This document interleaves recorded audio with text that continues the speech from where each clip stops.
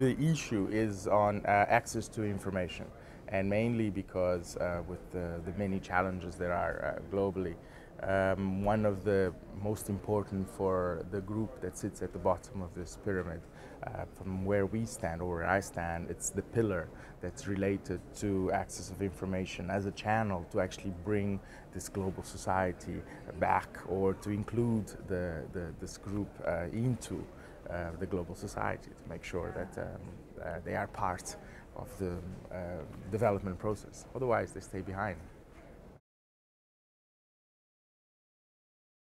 Strangely enough, I come from a very different field. I'm an engineer by trade, robotics and things like that. But I grew up in the society. It is my country, is the place where I intend to live the rest of my life, and actually where I intend my kids and my children and my grandchildren to live. So the goal is to actually make sure that we create, live, and are on one of the best societies in the world.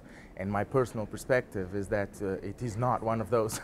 The global indicators prove it, but in this case it is not. And so that's the contribution I want to give, is to make sure that our country is completely uplifted and it's part of one of the greatest societies to live in, to grow in. Else is not worthwhile. This community is outstanding. It's a brilliant, brave experiment, I would say, that I'm proud to be part of, because it brings together peers, for where I sit, in terms of driven individuals towards change within their own specific fields or within their own communities that they exist on, but at the same time brings together such diversity in terms of what exists out there, what's possible, how can we all focus on, and we realize that each one is significant in contributing and shaping this future and the world that we kind of live in. So it's an absolutely great experience. One of the examples I can literally think that struck me the most, especially linked to the field I'm in and in the country I'm in, which is linked to democracy and democratic values and freedom and all that, was of a fellow YGL, Arthur Mutambara. He's the Deputy Prime Minister of Zimbabwe now, but at the time when he became YGL, he was not. He's actually just an individual fighting within his country for democracy, literally. Leader of a movement and leader of people. And in that sense, he was perceived as the enemy within. Times were very tough. And at a certain point, not only did not have any government support, but he was being really attacked. And one day, I recall waking up with a message from a fellow YGL in South Africa, Leslie, and his message said, "Look, I received a message from Arthur, and here it is." And the forwarded message basically was, Arthur said, "I've just been detained. I'm in the car going on my way to jail."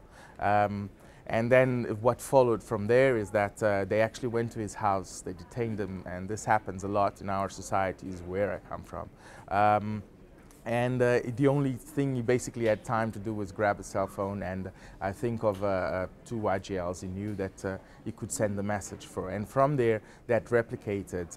It created such dynamic and momentum. And we were all on our way to World Economic Forum Africa session in the YGL meeting. And so message moved on from our press to the world press.